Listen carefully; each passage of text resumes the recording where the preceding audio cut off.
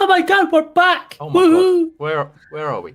Who are you I two? forgot how to do this shit. What are we doing? What's going on? Where are we? Who? What? Hello, everybody. Welcome. Gaming Tavern, UK's YouTube channel. Ready for some pre-show guest of the dot game with MBV Graham and Scottish Gruffles. How are you, gentlemen? All good. Super. Superb. You lost. You were over losing your Toe Jam and L save there, Graham. No, it's still annoying me. I didn't lose the save. I just loaded a save state and just completely wiped out what I was doing because instead of saving over it, I loaded it back to where I was. Went the wrong way. Yeah. It's fine. It's fine. Right, you're getting older. You can make these sort of mistakes now. It's fine. You're allowed to get away with this sort of thing. Ross, you got your freshly shaven. You look I lovely. have, yes. Yeah. Back to being baby smooth. Is it getting a bit warm up there? Is it? Yeah. No, I was struggling with it and I was clawing at myself, so I thought, nope, it's going. It's Get it gone. off. Get it in the bin. Too much ginger in it, get the fuck. Well, anyway, we haven't been here for a few weeks. What was the last time we did? Rematch, wasn't it? When we did the Game Pass. Oh, the gameplay. It was, yes. And then obviously we weren't here last week. But now we're back. We're minus 1 million man Ian. He's feeling a bit poorly. Sorry for himself today. I don't know if it's Well, he said he hungover or might what. try and make it on still. Oh, did he? Oh, okay. Well, he might jump in just before we get started then. But for now, it's just the three of us, and we're going to do the traditional guest of the game as we do each and every Sunday before we start the main show. Let's have a go, shall we? So, Gray, you was having a quick stab at it before we got started here. Any suggestions? Literally just saw Keep Clear and just sort of the underground simulator, as it always says, Keep Clear on the floor. I mean, But clearly by that massive desert canyon thing in the background, it's not. I mean, it could be. Yeah, I mean, I've the only thing I can think of at the minute, I think, is a game called Sable. But I don't think it's that at all. It's just the background, like the deserty background, like you said, give me some vibes. But I didn't play enough of it to see whether we got. It was not Sable, no. Right. All right, let's move on. So, Oh, that looks a bit more familiar. okay. Oh, what was it called? The Callisto Protocol spin-off game come out recently. Redacted. There you Is go. it called Redacted? What was it? Redacted. I think is the name of it. It was indeed redacted. Great success. Okay, not that familiar because I don't remember playing that. No, I've never played it. So. I haven't played it. I think it was given away on Epic Games Store or something a few weeks ago. But yeah, I haven't played it yet. It's like a roguelike isometric shooter, like twin stick shooter, but set in the Protocol universe. I don't even think I would have got it from the This? Yeah, I don't even think I would have got it for that. I don't even know. I missed. Did it say what the score was? That was 77. Yeah, I don't remember it being Super highly rated. Yeah. Because I was tempted to, because we got offered a review code for it, but I was too busy playing other stuff at the time. Passed that one over, but yeah. So there you go. Redacted from striking distance. The Callisto Protocol is just leaving Game Pass. If you haven't played it yet, I'd highly recommend playing it because I did quite like it. Not as good as Dead Space, but it's still pretty good. You guys played the normal Callisto Protocol? I don't imagine Gray has, but No. Yes. Why has it got stealth in it? no, I just well, it's not stealth, but it's more like Don't dance around it. No, there's no stealth in it. It's just not Dead stealth, Space. it's just Dead Space, but with It's just Dead melee Space. combat, so the guns mainly. So you're doing a lot of dodging and then smacking them with crowbars and pipes and what have you. But some of the parts of it, like one of the latter boss fights on a train, fuck me, that part was annoying as shit. Trying to get through, I was like, can't fucking dodge this two-headed bastard. Very gruesome, very gruesome. But yeah, I quite enjoyed it for what it was. Fair enough. So still on Game Pass, but obviously I've got it, Gray. So if you did want to play it, you can go and play it now. Yeah. So anyway, this was the spin-off. That's the end of that. Sorry, we flew through that guest stop game now. Oh yeah. Yes, we did. A little bit quicker. But we do it each and every Sunday. We do it each and every day. You can join our Discord. You can put your scores in, should you so wish. Me and Pete have been having a bit of back and forth lately. He's been getting some earlier than me, and I've been getting some earlier than him. And we've both been failing quite drastically on a lot of them as well. So yeah, jump in, share your scores with us. Discord, is it down below somewhere? The link for Discord, I believe it is. It should be, yes. On the YouTube video, or you can just search Xbox or go on xboxtavern.com, and the link is right on the front page. You'll see a big Discord logo. Just click on that, and you'll be let in. If we like it, of course. Anyway, so we haven't done a proper podcast for a few weeks. We're going to get back into it. We've got lots of shitty news to talk about. Some relatively good news for other areas of the gaming world, and lots of video games we've been playing. So let Ross intro me up, baby.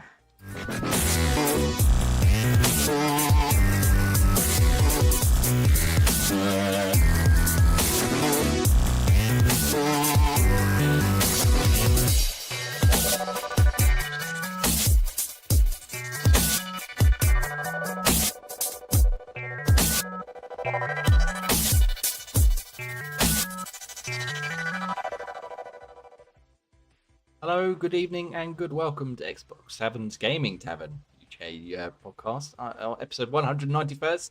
I'm Jamie, and this week I'm joined by the wonderful MPV Graham. Come on in, MPV Graham. Good, hello. Good, hello. We haven't done this for so long that my face suddenly appearing on the screen completely threw me off. That's why I went for Xbox Tavern. I don't know why. I was like, well, what am I doing there? But we're here. We're ready for some fun and games. We've got lots of games to talk about. We'll get to Project Game Pass and what you've been playing. We'll sort of interlock them in a second because I think it's going to take up a good chunk of the show. But we've also got Scottish Guy Frost. Come on in. Scottish Guy Frost, how are you? I'm doing fantastic, gents. Yourselves? I am wonderful, and pleased that we got Guesser.game this week for the first time in a few weeks. We did, yes. So go back and watch the pre-show on youtube.com/Gaming Tavern UK, should you so wish. Very brief segment, and then we can get into the proper show properly, as we do almost each and every Sunday, 8 p.m. Yes! No Millie Manny in this week. Go on. Oh, you think that, do you? Is that what you think? Oh, wait. I think otherwise. Wait. Hello. Hello, Millie Manny in. Hello, how are you? Well, apparently better than you. Are you all right? Yeah, not too bad. Podcast might be a nice distraction, but yeah, I'm here. I made it. Good. Are you still feeling a little under the weather? Is it No. self-inflicted? No, not self-inflicted. Wish it was self-inflicted. Back together, all the four Someone of us. inflicted it on you?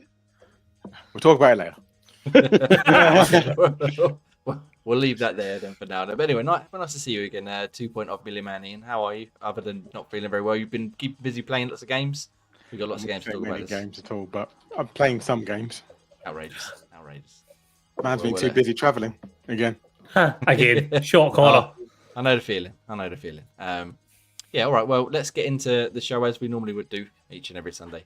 We'll start with Project Game Pass, which we did 2 weeks ago as of today of the recording, which is a thing where we pick a game from Game Pass. Once a month we play it on stream, usually multiplayer games for the last year or so, sometimes co-op, sometimes competitive. This month, or last month I should say, we went for Rematch, the recently released football game from Slowcat, and Graham reviewed it on the site. You can go read that review right now should you so wish. So I'm going to throw it over to Graham first, but I think it was a fucking great game. I had a great time playing it, and I've been playing more on my own here and there, like a few rounds sort of late in the evening, as and when I've had time. Graham, your thoughts and opinions on Rematch now you've played it more and reviewed it and all that sorts of goodness. Yeah, it's got that feel, the same sort of feel as like what Fortnite kind of has. Maybe that's kind of why it grabbed me the same way as it did a lot of people. It's just something you can just pick up and play, jump straight in, have a game, and doesn't matter if you win or lose as long as you have a good time with it and sort of try things out that you haven't tried out before, or just improve your skills and try and sort of get better at it, because there's a lot of different kind of skills and mechanics that you can play with. And yeah, once you sort of wrap your head around it, there's a bit more that you can kind of do, other little kind of tips and tricks and that you can kind of use to elevate your kind of performance. And maybe what other people should do, practice a little bit more in goal so you don't look foolish, and just get used to positioning a bit more. Don't keep sort of leaving yourself empty at the back so everyone's just got an easy sort of shot going on, or don't just shoot straight at the goalie because it's just too obvious and it's not going to win, so you just rebound it off the top. There's just lots of different kind of aspects to it to sort of keep it interesting. And yeah, it's just fun. You can jump in a 3-on-3, 4-on-4, 5-on-5, and yeah, it's much easier to play with your friends because you can communicate and obviously play as a team a bit better. But you just playing with strangers is fun in itself because it's just a mixed bag. You never know what you're going to get. You're going to have to either carry a team or you're going to be the one that's going to be getting carried because they're just so far ahead of you in terms of skill level. But you can kind of learn things from them, see how they do things, and try and improve your own game or match what they did. But yeah, it's fun. I still kind of play it sort of pretty much every day now to have a couple of games of it. And yeah, loving it. It's just so much fun to sort of pick up and have a go. Nice. And Ross, I think you were. I don't want to say you were the least enthusiastic about us, but I think you were won over quite a lot by this game. You enjoyed our. Oh time yeah, playing- definitely. Like I playing was on watching back on the Project highlights here, just remembering like how good a laugh it was actually playing it. Definitely one that I don't know if I'd be able to jump in and just play by myself, but it's it.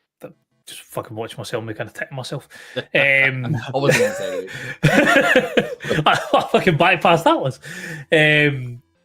No, I could definitely like as a group game enjoy it, but it's certainly not one that I could just play by myself and get the same sort of experience out of it. That's great. So it's definitely easier to like team up and cooperate with friends, but it can be a laugh playing with randoms with some of the shit they pull out or try and pull out and fail dressing. Oh, see, for me, I can't do it with randoms. I've done it a few times, tried it. It's just too frustrating because either they hog the ball, they try and shoot from miles out. And it just never works. And yeah, I think you this game purely needs communication. If you actually want to not be good, but actually have more fun with it.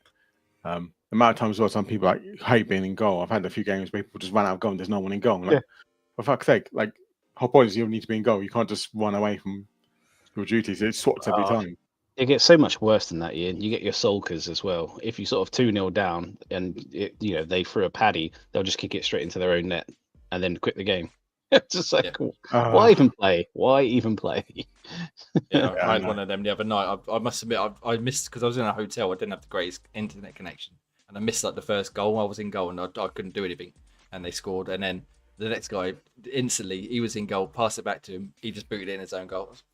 What's the point? Like, just we still got plenty of just sulking like you said. Just fuck it. And then any other time after that, they all just ran out and just were trying to, like you said, like ball hog, trying to score the goals, leaving it wide open. So, I just stay up on the pitch as well. So like 3-on-1. I was doing a bit of 4-play one. And it's like 3 all the way. Like I have to run back, and if I'm goal, I'm on my own. The other half of the pitch, and like, for fuck's sake! And then when they all run towards you, like, okay, you've got to try and save it. If you're lucky enough, you save it, and then 3 of them already up top of the pitch. Like, okay, it's good for us if we save it, but it's still an absolute nightmare because you've got to try and go back and do it. Yep. So there's a lot of pros and cons around that. Yeah, so I think, like I say, I definitely prefer to play with other people like us lot. I think even there was a good laugh when me and you were doing 1-on-1. That was still more fun than playing with randoms. Yeah, we were having a little practice session before we properly got started, and just mucking about. It's good fun. I like the it's sort of simple to get the hang of, but it's quite a lot you can do. Like Gray was saying, like all the different tricks and the rainbow flicks and all that sort of nonsense. But if you want, you can just fucking leg it and punt it around and still have a laugh. It brings back playing football at school, in 5-a-side sort of jumpers for goalposts. Right, you're in goal now. You're in goal now. I'm going up. Oh, all right, my turn. And just sort of that constant sort of switching back and forth. I think it's a fucking brilliant game.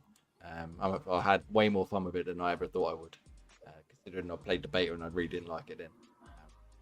Again, playing on my own with just some randoms has been a laugh as much as it's been a frustration. But we played with Special Guest Pete as well the other night, didn't we? We did. 4 of us. How did that go? Ross was there. I was going to say, did anything get broken? Yeah, he was a slow burner, but once he kind of got, I knew he was going to hate the shooting because it's just not the easiest to get a hold of. But he was getting a couple of goals in as well. But like all of us, like the first couple of games, oh man, what am I doing? And then once you get the hang of aiming or even just a few light tactics, you sort of start coming into your own. And we had a great time playing it. Yeah. They need more celebrations though. The main forward. Yeah, celebrations. There you is, can unlock them, but there's a season unlock thing. The next one's coming in like 2 days, but you as you level up, you can unlock. There's like a path they can go through to unlock different things. There's only like one more celebration that's possible to unlock, and it's like a remake version of one that's already there. So it's not that great. But I think in the next season, there's probably a few more that's going to be added. So suppose now they've got some sort of wind behind their sails as well with the amount of people playing it. I guess they can justify adding more. yeah, well, they're adding more promotions. They started it with a Ronaldinho promotion, so you can get sort of certain things that'll make it look like him, and maybe he's got a celebration. But I don't know. I'm not spending money for those things. But there's now a Ter Stegen, the ex-Barca goalie, package as well, so you can make your player look like him if you really wanted to. And there's a Puma, I think it is, a Puma package to wear some Puma gear. So they're adding bits to it to try and sort of keep it fresh, but there's no Thunderstruck Kaka. Not yet. Who knows? Who knows? Could be down the line. I think if they put a bit of Thunderstruck Kaka in there, I might have to spend some money to to get the skin for that one. I've seen people try and make Michael Jackson and the Mario and Luigi in the game as well, so it's definitely possible. Yeah, because the character or custom creator, for your skin, for your actual your character's face and your outfit, I should say, you got different hoodies and t-shirts and shorts and leggings, etc. stuff. Yeah. Then there's not too expansive, but it's still enough where there's not too much repetition that you sort of see in the teams. I don't think, apart from your crop top grade, that everybody seems to love if they've got the season pass. It's just because it's the most infuriating thing that someone when a crop top scores against you. But I like the different stadiums as well, where you get like the ones in space or underwater or what have you as well. It's sort of just randomly change after each goal. Just gives it a bit more interest visually. It doesn't play any different. But yeah, I think it's fucking brilliant. I'd definitely up for playing more. As a project game, but yeah, as and when if anyone's fancying a game, just let me know. I'll jump on. I'll shoot some balls with you. Probably we should definitely do another kind of round of it. That's a good laugh. Yeah, definitely. Again, if we can convince especially get Pete jump back on with us to get a full 5-side, because them ones can be utter carnage with 5 people. It's not so bad with the smaller teams, but full 5 players. It's ranked is only 5 players, right? No, you can do non-ranked 5v5 as well. No, but I mean, if you're doing ranked, you can only do 5 players. You can't. Yeah, at the moment, I mean, people complain in the Discord saying, "Why would you do 5v5 as anyone?" Like most people love playing 3-on-3s because it's a bit of a mixed bag. But at the moment, there's not. It's only 5v5 that's ranked, and that can be hard work. Get the proper sweaty ones going on. Well, the pitch is bigger, but yeah, like you said, someone quits out and the ranked, then the whole team loses rank points. You could have the best game of your life, but if your team loses, you're still losing your divisional points. As I found out earlier, lost 4 out of my 5 games. I was the most valuable player in 4 out all 5 of them, and I still managed to lose points and get relegated on the division. So I think that's a bit mean spirited. Yeah, especially because you rely on other people. That's the main thing. I imagine stuff like that will be sorted perhaps in a future update or a patch where they, because EAFC tend to do that, don't they? Where they rejig the penalties for quitting or losing or disconnects or what have you. So obviously when someone quits, it's like literally goes down to like 4. Let's say you do 4v4, it's like 4v3 for a long time. We're like, okay. Yeah. Oh, I saw the absolute cabbage of it. The fact the whole team quit out on the other side. We were 3-0 up and the whole team quit out. So they played off the centre. No one could kick it back to anyone. And it was literally an empty field. Just 3 of us were running around saying, I guess we just score and finish it. It looked like the other team forfeited that because there's no players. Just like, no, you have to score the 4th goal to get the Mercury. That's the first time I've seen that with no players in the other team. That's the other thing I like. So the Mercury you mentioned. So you can't have an absolute pasting where people are just scoring goals after goals after goals and just dragging it out. Get to 4 goals ahead in any form. 4-0 or 5-1 or whatever, and it ends a game. Which I think is a better way of doing it than like I said, letting people spend the 5 minutes scoring 20, 30 goals and just mugging you off left, right, centre. Definitely a better choice. Well done for that one. But like I said, the video I've been playing on our stream here, if you've been watching, is our full Project Game Pass stream, which I think, if I hover my mouse over it, it's about 3 hours long. So if you want to go watch that, feel free. There's lots of funny highlights in there, including Ian's fucking cracker of a volley off the rainbow flick counter. That was beautiful. To be fair, that's how you deal with that shit. I got disconnected when that happened. That was very impressive. One of the best plays of his life. Yeah, he's not good at one thing, football. Really, really good game. Like, you can go watch that. You can read Graham's review on xboxtam.com. He was very highly praising of it. And yeah, if you're playing it, let us know in the comments and the Discord and all that sort of stuff. If you'd like to do so, that would be wonderful. Any more on Rematch before we move on, lads? Go play No. it. Go play it. It's good fun. And it's on And, Game Pass. and remember, if you are playing it with random people, just pass the ball every now and then. You don't have to hold it to yourself. You are allowed. Don't be that allowed to guy. share. Yeah, you are allowed to Or girl. All right, cool. So, yeah, so Rematch, great game. Like I said, we'll probably play a lot more of it over the coming period of time. But Gray, I'm going to stick with you because our next Project Game Pass game has recently come to Game Pass. A game called Ultimate Chicken Horse, which I'd never heard of before. But you've been playing a little bit. I played a little bit. Ian, Ross, you played any of this yet? I think Ross. Not yet. I had never even heard of it until you mentioned it in the Ian, you played group it chat yet, the sorry? other day. Not yet. No, I downloaded it, but I haven't managed to start it yet. Okay, cool. So, Graham, tell me about your experience with Ultimate Chicken Horse so far. Yeah, it doesn't give anything away from like the title screen or once you start it up about what you're in for, other than it's a party game. And that is what it is. You have to pick a random different animal. There's there from like raccoon, panda, and squirrel. And so you pick an animal and then you pick a stage. And then literally the aim of the game is to get from point A to point B.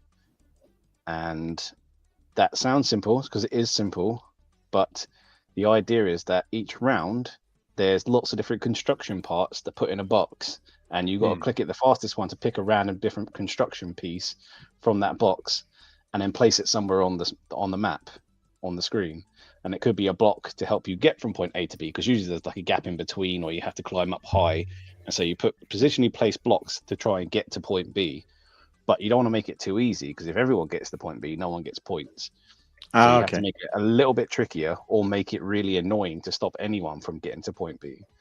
And so people stick blocks in random places, or they put traps there in places to like either blow you off the screen or chop you up, or stick, like a swinging pendulum to try and knock you off and make it difficult to kind of get there. And there's sticky platforms that you makes it harder to run and jump on. And so yeah, there's lots of different things you can put in there. But the idea is to get from point A to point B, but not make it too easy. And so after every round, someone gets points, and then basically there's like a goal to get to as many that many points. But in between, you constantly placing more and more different things in the way to stop you from getting to point B, and it just becomes that trickier to do. And if anyone does, they get more points. And if you're the only one to do it, you get even more points. And it's just if you kill someone in your trap, you kind of get points. And it's just mayhem. And then you keep making it more and more mayhem just to stop other people from getting to the end. And it's funny and infuriating, and everything you want in a party game. It's online as well, isn't it? Oh yeah, it's online. There's just loads of random different kind of lobbies. It's only 4 players, and it's hard to even get in a lobby because they always get filled out so quickly. So sometimes you're better off hosting one, and it will get packed out in no time. And then you just jump on a stage and just play and have some fun.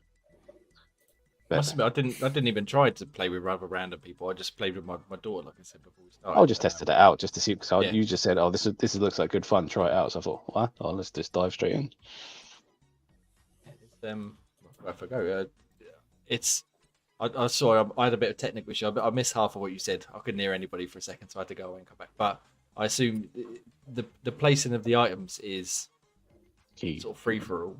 But it's just, from what I played, utter carnage, and I think it'd be a fucking tremendous laugh of the 4 of us, or a mixture of whoever's available next Sunday, perhaps. But it's obviously I didn't realize it's quite such an old game. It's like a 2016, I think it's. Yeah, I think it said the awards thing on there. But it's just come to Game Pass now, and I look forward to the shenanigans. I think we're all going to need a bit of counselling afterwards, because there's going to be a lot of rage flying around. So hopefully we'll play that in the next week or the week after. Watch our wonderful Joy here on Gaming Tavern's YouTube channel. There you are right now if you're watching on YouTube. Hello, and if you're not, go and Google it. Ask Jeeves, point you in the right direction. Okay, well, that's next week. Next month's Game Pass. But let's move over to Ross now, and he's been playing on the other console. Obviously, we love everything here now. We are fusion fingers across the board. Ross, you've written down Yes. Death Stranding. Is this the first Death Stranding, or have you jumped into the sequel?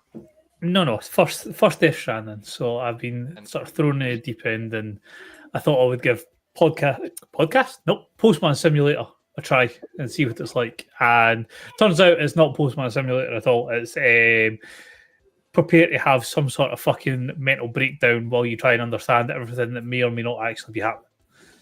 Simulator. So is this this is the first time you played? Obviously, I know. This first time I played it, yeah. PlayStation or Xbox or PC. PlayStation, yeah. It's a very confusing game, isn't it? It's very confusing. So it was part of their sort of monthly games. It was available, so I thought, fuck, I'm gonna stick it on the download and I'll play it. And just, I mean, stunning, absolutely gorgeous game. One of the best looking games I've played. Obviously the voice actors and sort of how they have been mocapped and stuff like that. So obviously Mads Mikkelsen on the screen there. You've got Norman Reedus from Walking Dead and stuff like that. Guillermo del Toro's in it. There's I'm not even going to pronounce her name, but the French lassie, Leigh something, she's in it as well. And they all just look, he's in there somewhere as well. they all just look absolutely incredible. So game, basically everything's went tits up. America has been sort of cut off from every other part of it, and you are a porter and you're sort of going about making deliveries, but the plan to try and rebuild the country and get everybody back working together. So you're part of the UCA, the United Cities of America, and you've been tasked with traveling from the East Coast of America to the West Coast. But sort of standing in your way are things called BTs, which are beach things, because the beach is like the afterlife in this game, or the in-between of the afterlife. So they're sort of popping up, trying to sort of stop you, and then you can get dragged into the beach where big fucking whales and shit like that try and kill you, which is rather terrifying when you've not got a clue what's fucking happening, and you just sort of get dumped in it. There is various factions that you need to deal with as well, but so far storyline is confusing to say the least. Your in a character Hideo Kojima game, I don't believe you. Your character Sam has something called dooms, so that means they are particularly affected by, or they have the ability to affect the BTs and things like that. They have the ability to sense when they're around. The more prevalent your dooms condition is, the more you're in touch with the BTs, so you can see them. Whereas like Sam, he can sort of sense when they're near and then scan out to find them, whereas there's somebody else in the game who has like full ability to see them. So it's classed as a condition, and it does have some downsides to it, but it's a nice mechanic to use. The storage parcels package delivery system is a lot more fun than I thought it would be. I didn't think that I would like run around picking other people's stuff up and doing deliveries and stuff like that. But when like you're standing there and you're like getting tilted back with the amount of stuff you've got in your back and you're cutting it to the side, and there's a sense of achievement when you manage to deliver it all. However, there is the other side of it where you're going down a hill like in that and you forget to brace both your bumpers and you fucking slide down the hill and your packages just scatter everywhere and you're like, fuck. So I've got to a point now where I've got a mode of transport. I don't know if there's more, but I have some form of transport to try and get from A to B. But as I discovered, getting from A to B in this game is not easy between rivers, mountains, valleys, and enemies. I still don't actually know where the story's fucking going, but I'm about 15 hours into it, and yeah, this fucking I'm still none the wiser as to what's happening. I would hazard a guess that by the time you're 60 hours into it, and at the end, you still will have no idea what the fuck's going on. My mate's never stopped singing his praises. And even he said, like, I got to the end of the game, and it wasn't until the last sort of 3 or 4 minutes you just sort of go, oh, right, that's what was happening. The rest of it's just a fucking write-off. So yeah, it's one of the ones I really want to get. Okay. No, go. No, so it was one game I started and I got so confused with it all. I think I got about maybe almost about 10 hours in and then went back to it because I just got so confused. I was like, I have no idea what's going on, what I'm doing. I was more going through the motion. But maybe it is one I do maybe want to go back to and actually maybe just start again and try. I think it's something that a lot of people were like, well, it's not Metal Gear, I'm not interested. And then as it sort of gained a bit of a fan base, then people were like, actually, this is fucking brilliant. And I was listening to some people talk about the sequel, obviously just come out, and they were saying how the first game was probably one of their favorite games of the PS4 generation. And I was like, what? So I do have it on. I got it through Epic Games Store. They gave it away for free a long time ago, and it's obviously on Xbox now as well. And it's one of them ones that I think I probably would like, but it's just not been something that I've been like, yes, now is the time to play Death Stranding. But maybe now is the time to play Death Stranding, seeing as the sequels come out. And you saying about what the BT stands for makes the sequel's name a lot more. Make a lot more sense because why the fuck are they on the beach? What was that all about? But you saying about the afterlife or the where it is being the beach, that makes more sense now. So much BT, I thought it was going to be NTL as the second one. I was thinking BT like fucking what was it Titanfall?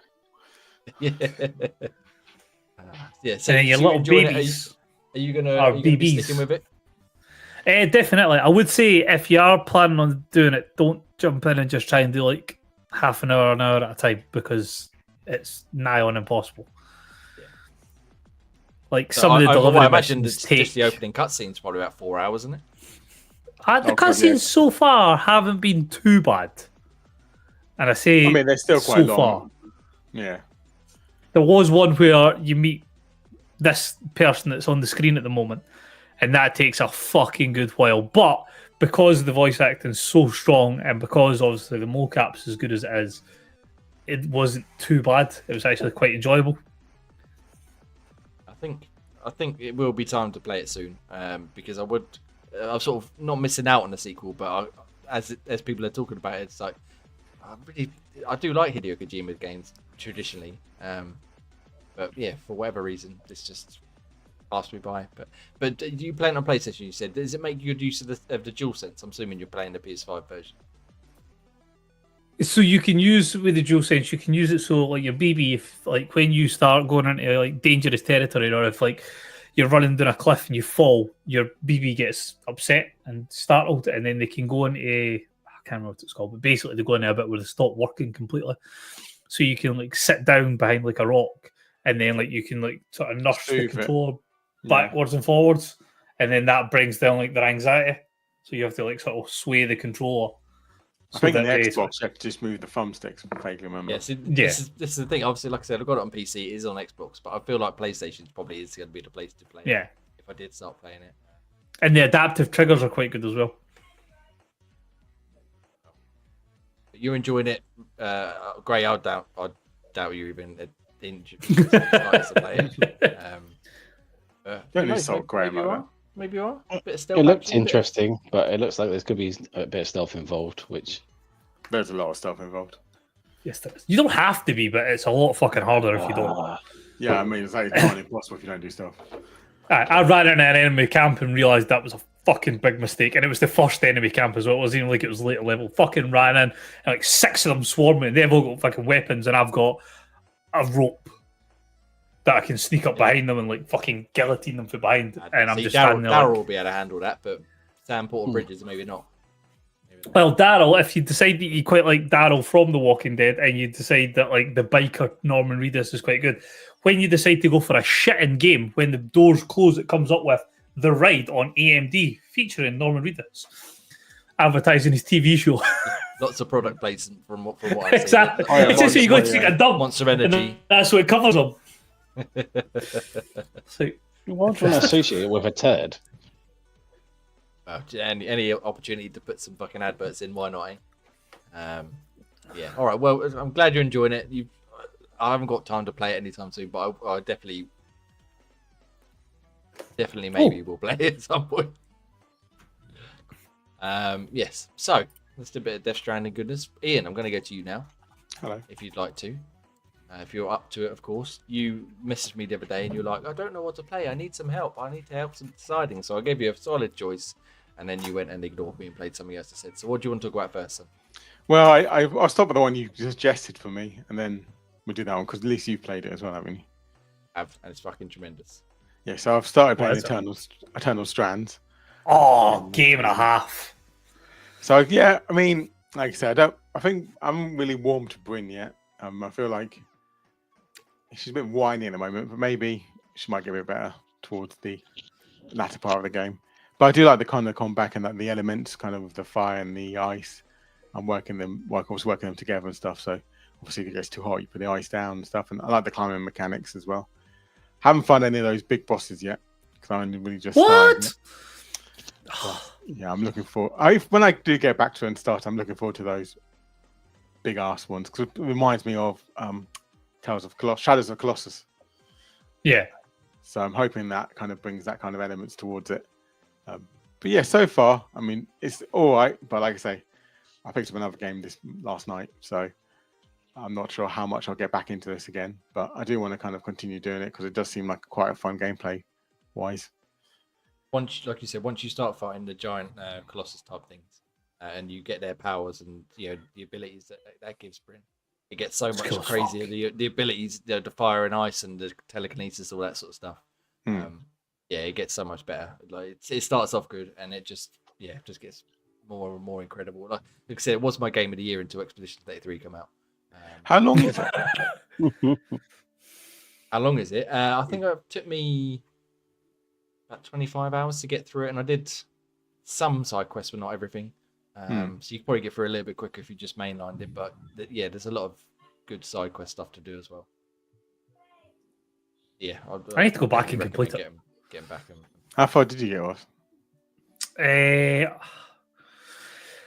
don't know hour-wise, but you basically go to a old ancient city type idea, and it gets broken down into like 4 different areas in that city that you can go to. I was in like the last section of that ancient city, so Jay know roughly what I mean by that. But okay, so you're right far. I mean, yeah, get good chunk in, but yeah, there's still a good amount to go after that, from what I remember. Yeah. And the last, as you get sort of, like I said, once you get your powers leveled up and that, some of the later Colossus that are just bastards to try and beat. And obviously there's different ways of beating it. I won't ruin it too much for you, but there's different ways to beat them in order to get the powers from them. So some of the mechanics just are awesome. Not just getting their health bar down. You got to do certain things to be able to extract their essence. Oh, so you can't just like knock them down and then that's it. No, you can, but if you want to upgrade and get the better abilities, you need to follow certain steps which you have to sort of investigate to unlock method to do so. Okay. Doing that can be a right bastard, but it's well worth the reward, the effort to that Ash Peak Drake still fucking haunts me. Well, I hope you get back to it, Ian. But you've been playing a little bit of something else as well. Oh, have you been playing it? Perhaps you haven't. I've started. I started today. Most of my day today's been playing Final Fantasy 16. So I finally I found a nice cheap code online. So I thought, I'll give it a go because I've been talking about it and kind of want to play it. And it's so far it's been quite fun. It's like you say, it's not clear with the combat with turn-based like old school Final Fantasy. It's very much more hack and slash at the moment. And you really only, at the moment so far, I'm not too sure if you do get down the line. But like with Final Fantasy 7, you can control all your party. At the moment now, I'm only controlling one guy called Clive. Clive? Yeah, Clive. Clive Rosefield. Yeah, so he's kind of the main kind of character of it, and he's kind of inherited the power of Ifrit. So that's kind of his kind of like mechanic to make him like more stronger and something more powerful. But yeah, so far it's slowly working my way through it. I'm about 2-3 hours in maybe. So I haven't really got far enough to get all the kind of awesome mechanics yet, but I'm kind of starting to meet some of the main characters in it now and learning what's all about the world and stuff and why they basically fighting each other and who's a traitor and who's not a traitor. And basically it's mainly him trying to get revenge because his younger brother Joshua was kind of killed or not killed, we're not too sure yet, but he's basically trying to get revenge. So they kind of had us like a set in the past bit, and then 13 years afterwards he's still trying to get his revenge and finding out what's going on and why Joshua, who was the first Order of the Phoenix, and then obviously he took over the powers afterwards. So yeah, basically trying to slowly work my way through that. And yeah, so far it's a fun gameplay. I said the gameplay is quite good. It's very much more hack and slash though. But I'm hoping more when you kind of unlock more powers and stuff like most Final Fantasies. Once you start unlocking more powers, it gets a bit more fun with the gameplay and picking and choosing what you want to do, which abilities you want to do. At the moment now, it's more just he's only really got the sword and kind of the fire power that he's got from the Ifrit that he's inherited. So maybe only doing his fireballs, which Jay would love. right. Fire! Fire! Burn everything! That's G just going to buy the code for it just now. Just pop it up. You can burn everything. There's a lot of fire in this game, but I'll tell you that now. Yeah, all the trailers seem to be fire focused. Yeah, I mean, obviously, as we said, after Clair Obscure, I'm more inclined to be like, oh, maybe I will enjoy this RPG, but I just can't. I can't bring myself to do it with Final Fantasy not yet. Great, are you up for this one? Up for a bit of Final Fantasy 16, perhaps? Well, it doesn't look anywhere near as tedious as the four guys taking pictures and fishing and cooking and rubbish. That was Hey, that's a banging game. It's like a stag do. Banging its way. It was something anyway, that's for sure. Yeah. No, I didn't mind 15, but yeah, 16 so far is good for me enough. So I'll probably go between Town of Strands and Final Fantasy here and there. Got more chance of getting into that one, I think. But yeah, It's finding the time. Who's got the time? That's the time is that's the worst part of it. Getting old, don't have much time anymore. It's all Jay's fault. There's normally my fault. Yeah, there's too many things, not enough time. We'll find it somehow. So I'm glad you enjoyed Final Fantasy 16. Obviously, come out surprise drop the other day on the Xbox after the showcase. I imagine especially because Pete's gonna be jumping in. Oh, sure. Yeah, I told him last night I was buying it, so he's very happy as well. He'd probably play this over Claire. You were saying you find any fucking excuse to play anything but Clair Obscura, especially free. You know, it's the greatest game in a generation. But I was trying to sweet talk him to play it last night. I was telling him all about it, like Claire, and he's like, "Oh, I don't know." He didn't understand the beginning bit, and I was like, "Well, maybe it was cold-hearted." Just embrace it and just follow it. Oh, what a game! Play Clair Obscura Expedition Fate 3 out if you haven't done it already. It's fucking tremendous. Anyway, we could talk about that all day, but we won't because we've done that lots already, and we got bored. Sure. You can never get bored talking about Claire. We didn't get bored. I was talking about it all day. I'll never get bored of it, but we've got lots of other stuff to talk about. So let's move on from that. But go play it. Read my review as well on xboxtavern.com should you so wish. It deserved 10 up, unlike Resident Evil, you get 10. A well-earned 10 out of 10. On par with Resident Evil 2, definitely. Anyway, we've got some other games to talk about to play, and we'll get through a couple more quickly, and then we'll get into the other bits. I don't think I've had a chance to talk about that what was on here yet, have I? Since I reviewed it. No. Project Game Pass, obviously, we weren't here last week. So that come to Game Pass a few weeks ago now at this point, and it's the latest sort of in the sort of survival sim type thing, the series from 11-bit. So this one you play as a miner called engineer called Jan Dolsky, and he's aboard the ship that gets crash landed on this planet when they're looking for rapidium, this rare resource that could potentially save the human race. He's the only survivor, and in order to escape, he has to use the base that he's been left with and collect rapidium, collect various minerals and resources and organics and stuff, build it up, and get to a certain point where the rescue team can come collect him. But in order to do that, he has to clone himself using the rapidium and create his alters. So you get half a dozen versions of Jan who have different life experiences. So at certain key points in his life, he might have, there might have been an option to get into a fight, and the base Jan ran off, whereas the alter version might have stayed there and stood up and fought, and then took a different life path because he gained more confidence in brawling, and then he become a mechanic or an engineer or something more physical, whereas other life paths will send him off to be a scientist or a hippie therapist or all sorts of stuff. And crafting or creating each of these alters then obviously puts more drain on your resources, but you need them to survive. But they also then give you the option to create new parts of the base, create new pathways through the planet you're trying to escape. And it's all within a very strict time frame. So if you don't escape the area you're in time, you will die and it's game over. So it's either load back the previous day and see if you can do it in one day, or, as I found out, load back about 4 or 5 hours and start again, basically, because I completely fucked it. So the game only saves at the start of each day, and each day is probably like 20-30 minutes long, and you've got all of this time to go out, collect resources, assign your alters tasks, talk to them, get optional objectives, fulfill extra goals, as well as creating your main goal, which could be anything from crafting a particular part of your base to crafting a bridge to get across a lava stream, etc., etc. It's all very stressful, and it's all very time consuming, because you haven't really got time to just dilly dally and have a chat with everybody, as I like to do. If you want to progress, you need to balance it out. But also, if you don't talk to them, then they'll get angry and upset with you because you're ignoring them. Or if you do talk to one person over another, they'll be like, well, why are you helping them and not caring about me? And it's all very in-depth and very challenging, but very, very rewarding to play. I really, really enjoyed it. Weird Sims. Yeah, it's sort of like a bit of Sims, and a bit of base building, a bit of roguelike.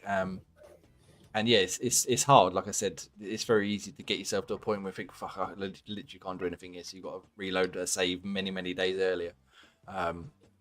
But it's when you do it, it's like I said, it's very satisfying, because you're like, well, I've put all the pieces in place, and now it's time to execute on the plan to get out of here and move on to the next chapter or next act. Yeah, really hard, but well worth exploring. I really like the sort of basic base building. So you can craft all these different rooms, which then makes the base heavier, but so you need more rapidium to move it. But you'll need like a medic bay, a engine room, refineries, etc., etc. And then you get to lay them out on a grid in any order you want, as long as they all interlink. And that was quite fun, just figuring out the way the base laid out, so that I didn't waste time in the morning running from the top of the ship all the way down to the bottom, so I could get out and do what I needed to do that day. It's all planning, very minute details, and I thought it was fucking tremendous. Has anybody else even attempted to play it yet? I would highly recommend if you haven't done. Anybody played like Frostpunk or This War Is Mine? Nope. This War Is Mine I've played. I haven't played that, but apparently it's very similar to that in terms of the relationship management. But Frostpunk is very similar in terms of you got the fine details of the city that you're trying to save in Frostpunk. You need to make sure you've got refineries working, you've got heating for everyone, you've got enough accommodation, you've got people doing the right jobs and not misaligned or left out in the wilderness and stuff like that. And this is very similar in terms of the fine details, but then the overall picture is, we need to get over there, basically. How are we going to do that? Right, you do this, and I'll focus on this part, and you go out and mine, and it's very, very complicated, but also quite streamlined to get into. So you're never really left at a point where you're like, I've no idea what to do now, because when you're alters, you assign them tasks. When they're finished doing their task, they'll ask you if you want them to do something else. Normally, it's the next best thing. So the doctor might finish, helping a patient, and then it'll be like, well, I can go to the greenhouse and craft some food rations if you want. Right, off you go, thank you very much. And it's all very complicated but very simple at the same time. And I thought it was fucking tremendous. Really, really enjoyed the alters, and it's on Game Pass, so what more could you want? Go play it. PC wise, it's definitely easier to build your base on PC, but console is great for playing, I think. You need a controller to explore and action. The alters, thumbs up from me. Not quite as good as Clear Obscure Expedition 33, but still very, very good indeed. I recommend it. Who we got left? Let's go back to. Let's do a quick couple more, and then we'll move on to the news. So, Ross, you got some bits here. Take a pick. Which one do you want to tell us all about? Whichever one won't bore you more. I mean, you fucking got slim pickings there. Exactly. So either or, whichever one suits you best. Go on. It's been a few weeks. Give us the save update. Go on. Save update. Right. So we're just in the January we're just in the January transfer window. The save has went fucking pandemonium tonto. Games don't make sense anymore. The world has become a scary place when Preston North End are spending 440 million within the first 3 days of the transfer window. It's scary. It's terrifying. But no, well, I think 2043, so 20 odd seasons into the game now. Bristol City still winning everything pretty much, but they did fuck up the Champions League last year. They got knocked out in the semi-final by Barca, so I defended their honour and scalped Barcelona in the final. So I've got one trophy in my name at least. I've got a Champions League next to me. You are winning something. I am winning something. Yes, it's been a couple of years since I've won something, but I got the Champions League under the belt. Yeah, the league's crazy stage now. Spurs are almost relegated to League One. City are still in the Championship. Bristol Rovers are getting promoted, so we're going to have a Bristol derby next season, hopefully. The draft is still causing fucking chaos with some of the players that are getting produced, and you're like, yay, they got sent to fucking Lens in France, fantastic. And you're like fucking 6 weeks into the game and 185 million's been spent and they end up in the Premier League, and you're just like, fuck off.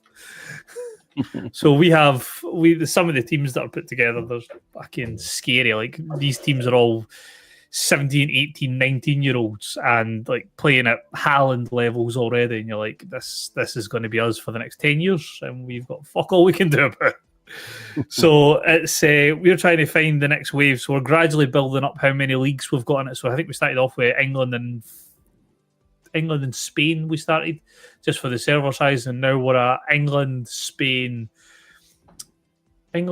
Portugal, Netherlands, Germany, France, Italy, Scotland, and we've just added in Brazil because their season's just kicked off. So yeah, it's growing arms and legs, but still is in love with it as when we first started. There was a wee bit of harum scarum last season because I decided to sort of gut my squad, get as much money in as possible, and then do a whole refresh and just sign up youngsters and sort of develop them. But obviously playing youngsters, not having the experience in the squad, I struggled a wee bit last season. So the board were like, your job's hanging by a thread. Handed them the Champions League and says, get that up, please. And now they're like, oh, you're doing such a great job, don't worry about it. But no, very much still enjoying it.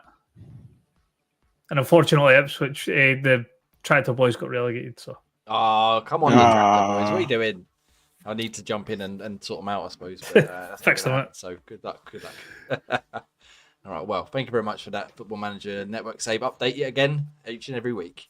And then, Gray, I'll go to you if you want God of Weapons. Your review, I'll put it up about an hour before we started here. Yeah, I saw it. Do you want to have a quick glance over that quickly before we move on? Yeah, a quick glance over that. I mean, it's not a massively kind of complex game. It's in the same sort of vein as Vampire Survivors, but it's more about kind of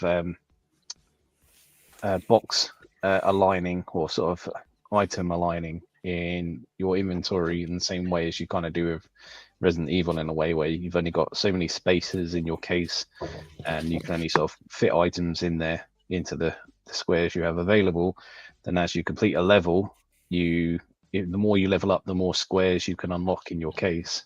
And the more squares you unlock, the more things you can fit in there, which give you perks to your character's stats in a way of like health or strength or melee power or shooting power or speed or dodging power. There's so many different kind of powers you can get, and there's like a choice of different characters that you can start off with, each with different starting weapons, different starting perks. Some, like the bigger characters, you can just stand still and your weapons hit faster if you stand still, and your armor is a bit stronger if you stand still, whereas you got a scout that can sort of dodge a lot more, and they can dodge through enemies and it hurts them a bit more.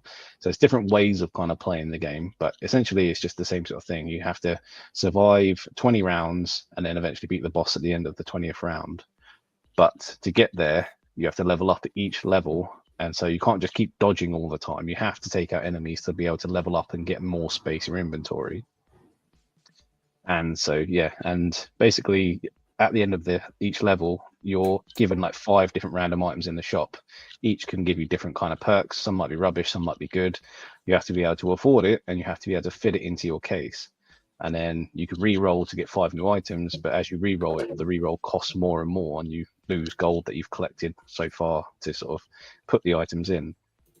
And yeah, you can just mix and match the weapons as you see fit, or the items to try and sort of build the character you want to build that will benefit. There's no point sort of getting projectile perks if you're just doing a melee character or vice versa. And so you just want to get the items that enhance your kind of character. And then it's got some sort of progression. So if you survive and bring stuff back, you can have items to unlock more stuff that you can get in the shop to put in your case, unlock different characters, or unlock starting perks to sort of give you a bigger edge to sort of for your next kind of run. So very sort of Vampire Survivors to sort of get you returning back and playing. And yeah, it's kind of a different spin on it. The only downside of it is kind of like the same tower each time. There's not sort of that much change in enemies as you go through the different levels, but it's still quite fun to try and sort of stay alive and play around with like the item management, because as soon as you get to like 16 or 17, you kind of built yourself into like a tank. And so you can literally just take out everything else on the screen. But if you know you've got that far and you can't survive, it's only going to get harder from there on in. And so you either have to rethink your plan or realize it's going to be the end for you. So yeah, not bad, quite fun. Yeah, well, it sounds like a sort of base, like you said, base version of Vampire Survivors, about all the extra shenanigans that they like to chuck in there, and the random loot and extra levels. But nice. Your reviews up on xboxtavern.com right now, like I said. You can go read that should you so wish. That'd be lovely. Read Graham's words. But it's good. If you like Vampire Survivors, it's definitely worthwhile trying it out. But not Vampire Rain. Definitely not. Definitely not Vampire Rain. Never try that out. Is there anybody you like, Vampire? We don't need to get into that discussion right now. All right, well, that'll do for games we've been playing. There's some other bits and pieces we can get into, but we've got more stuff to talk about next week or the week after, whenever it is we're back on the regular podcast, 8 p.m. Ish. So, Ross, please give me a good old plug-in, and then we're going to fucking plug Microsoft something wrong. Yeah. Turn away, Microsoft fanboys. We are now YouTube partners, so if you would like to show support for the show, you can do so starting at 99p per month, which will give you access to our After Dark shows, custom emojis, and more. You can also find the show on Apple and Spotify podcasts. Any feedback is greatly appreciated. We also have an affiliate link with people over at CD Keys, so if you're looking to pick up the latest games at the best prices, you can also help the show in that way. As you'll notice at the bottom of the screen, we have our handles for all major social networking sites. If you want to challenge the hosts at guessthE.game, join us over in Discord and see how you stack up. And last but by no means least, for the very best gaming apparel, jump over to Insert Coin Clothing and use promo code ICXBT24 for 10% off orders over £50. And back to you, Jay. So, thank you very much. I haven't had a good plug-in for a while. I feel invigorated. Right, lads. We've been talking about all the things we like about video games so far this evening, and I don't want to spend too long on this because it's fucking nonsense. I think it's got to be done in it. So there were rumors that turned out to be, unfortunately, very, very true. That Microsoft, I should say, we're going to have a lot of layoffs. Approximately 9,000, over 9,000 people. Not really appropriate for a Dragon Ball Z joke there, but we're going to go with it anyway. And as part of this, there's been some fucking massive developments, which is quite frankly, I put a Twitter feed up, and I think I called it disgusting. I'm still going to go with the word disgusting, even though it might not necessarily be the right term. Basically, long and the short of it is, they've cancelled Perfect Dark, shut down the initiative, which was the studio founded, and the only thing they were doing was making Perfect Dark. They have halved the Forza Motorsport team, turn 10. Supposedly putting them now as a support staff for Forza Horizon. They cancelled ZeniMax Online Studios game, a new unannounced MMO, which apparently everybody loved, including Phil Spencer. Thought it was a fucking tremendous game, and then they went, actually, don't worry about it. We'll just we'll bin it off. We'll move on from that. They've had loads of people leave from ZeniMax Studios, from Rare. They cancelled Everwild. Again, obviously they laid off thousands of people across the board, as well as other people leaving because shit hit the fan. I'm not going to read out Phil Spencer's email, but one part of it, where's he gone? He says, I recognise that these changes come at a time when we have more players, games, and their gaming hours than ever before. Our platform hardware and game roadmap has never looked stronger, and the success we're seeing currently is based on tough decisions we made previously, and we now make choices for continued success in years, etc., corporate drivel. So let's stick with the games for now, I think, because I mean it goes without saying that all these people fucking best wishes. Tell them to go fuck themselves and go find somewhere else to work. Hopefully, they are offering them other roles elsewhere, but I mean they've cut the fucking options for them in half. Perfect Dark Festival being cancelled after 7 years.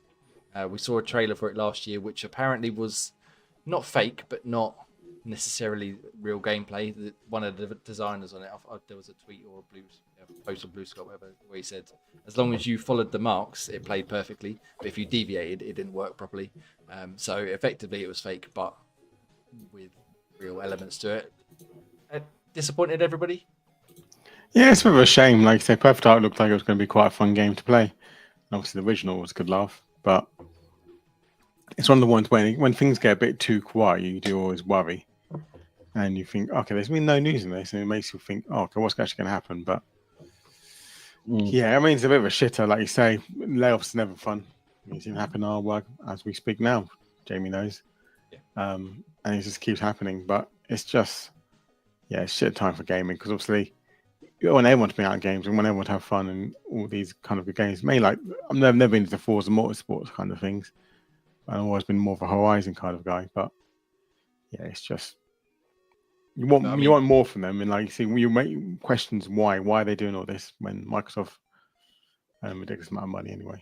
Exactly. They made again. I read somewhere. I should have really found it before we started, but I read somewhere that they made something like $25 billion in profit either last quarter or last 6 months or whatever, which would have been more than enough to cover all of these people basically, and then some, and all the games. But obviously, I know business has got a business, and I'm not a businessman in the slightest. I don't really understand how it works. I think it's all fucking nonsense. But how can you lay off? Was it 10,000 people? Was it last January or the January before? Another several thousand over the last year, and then another 9,000 now, and be like, actually, we're doing really great. But we don't need you anymore.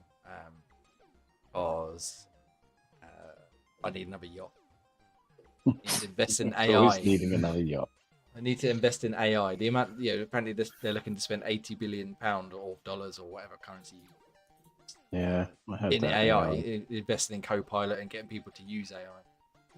But the prompts, the people who would benefit from using it as a tool, perhaps, are now out of work. And again, something like Perfect Dark, big fanfare when it was released. They set up the studio. They got all these mega name talent people in from Sony Santa Monica and Crystal Dynamics and all those sort of places, and then slowly they've just eroded away.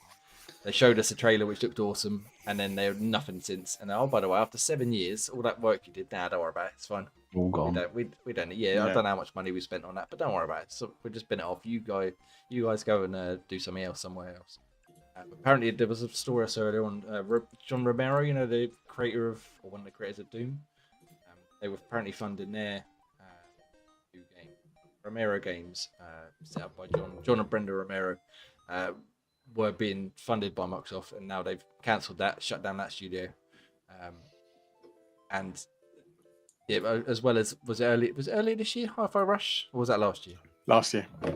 So all the 4 studios, Hi-Fi Rush, great game, Redfall not so good, but shut all these places down, and then there's what are you doing? Like you've been building up all this time to not save Xbox, but like bolster Xbox with all these new studios and all these new games and all this sort of stuff. And now you're like, actually, shit, we've gone a bit far here, lads. Activision Blizzard was quite expensive. Maybe we need to save some money. And I was watching a video from Destin Legary earlier on. I haven't finished watching it yet, but there was I forget the insider's name, but basically they were giving proof and saying that buying Activision Blizzard was the only reason that Xbox still exists now, because before that they were looking at just folding it all away anyway and just becoming Microsoft Gaming, as everybody said, get rid of the hardware and just being a publisher. And the only reason they're doing any good at the minute is because of Call of Duty and other Activision Blizzard, like World of Warcraft stuff like that. Ross, tell me thoughts. Perfect Dark, Everwild, whatever ZeniMax Online Studio game was. Turn 10, perhaps. I know you're like a bit more of a racing guy than we are. I think Thoughts and opinions on all this bullshit. I think you hit the nail on the head with your post on X. It's disgusting, and it's got this nagging feeling in the back of my head that you're getting that story saying that if it hadn't been for the Activision Blizzard purchase, Xbox might not be functioning the way that it has. But then there's another bit in the back of my head that's like, are all these layoffs and money to compensate for the fact that they spent so much to purchase it? And you're like, is having Call of Duty and Game Pass every year worth studios being shut down, people being put out of jobs, games cancelled regardless of how much work had been done on them? It's just, it seems like this Activision deal's caused more hassle than it's solved. Albeit, there is other people coming out and saying if it hadn't been for this, they would have been goners, but I don't know. Maybe it's put because themselves in that position because exactly. Like you said, they bought all these studios. I mean, they've had Obsidian and Arcane and Machine Games and all these other studios building these games. But then, even if they get a fucking cracking success like Hi-Fi Rush, which is well loved, or even Tango Gameworks with The Evil Within, and that wasn't the greatest game in the world, but it's still well loved. Before Hi-Fi Rush. It's like, well, you've done well, but nah, no more. And again, that's that. I was going to say that adds into the disgusting part of it. It's like you've got these studios which everybody kept on turning around and saying, "Oh, Xbox doesn't have the games." Nobody's debating that the hardware's not good or the infrastructure's not good or Game Pass isn't good. Nobody's saying anything like that's not good. But they don't have a Death Stranding, a Days Gone, Horizon, whatever it may be. They don't have that. So when they started putting these not those type of games out, but games that were Xbox only, regardless of if they were AA, AAA, quadruple A, fucking Ubisoft pish, they were still Xbox. And if you wanted to play a Hi-Fi Rush, which was incredible, you had to pick up an Xbox. And there's various, or PC or whatever it may be, but it's still part of Xbox or Microsoft gaming. And even that has got no sort of credibility because it's just like, right, cool, well, we fucked up and bought a big studio that we kind of have to pay off. So you're a really good studio that made this really good game and got eyes on just Xbox. We have to get rid of you. Sorry, bye. All your best in your future endeavours. No, the whole point of buying these studios was to bolster Game Pass with smaller, like Hi-Fi Rush, and get them making like Double Fine, for example. They got what's it called, The Keeper or something coming out soon, and then obviously Psychonauts and that. But smaller games that you can sort of chuck in, more regularly, as well as then you get your big Halos and your Gears and that sort of thing. And then whether they made a great game or a less successful game, they're like, no, actually, we don't worry about it. We've had enough of you. And someone somewhere has surely got numbers that go, well, we might as well just keep them around. But I guess the big bods and the bean counters at Microsoft are going, no, actually, Microsoft Office makes us, £100 billion a week. Xbox isn't doing that, so no, you need to bin off all these people that we don't need. It doesn't make sense. It doesn't make. No. Like I said, I'm not a businessman. I couldn't fucking run a business to save my life. But this is the first time I think since all these layoffs and all this bullshit's been happening, where I've actually genuinely thought, well, maybe I have fucked up by sticking with Xbox for now, because what if it does go away and I do lose all my game library, etc., etc. Just before I was adamant that no matter what happened, it would stick around. I think it'll stick around. I can't see it going. I can't see the backing, but it's like you say, it's. Well, they're definitely making a new console. They've already confirmed that. Is this the last one? But is it the last? That's the question. But my concern is because to be fair, they have been far better at it than Sony or Nintendo, for example, at making sure you can keep hold of your stuff. So they've obviously got backwards compatibility all the way back to the original Xbox on series consoles and stuff. and they've made a sort of a pledge to have Play Anywhere be a big thing with the next generation with the ROG Ally and that coming up. But You know, my biggest issue with that as they is showed, they can just change on a whim. But actually, You've- maybe we're not anymore. you've taken the words out of my mouth. They were committed to these studios and bolstering Game Pass and putting out all these games that were Xbox and doing this and doing that, and they were committed to that until they weren't. Yeah.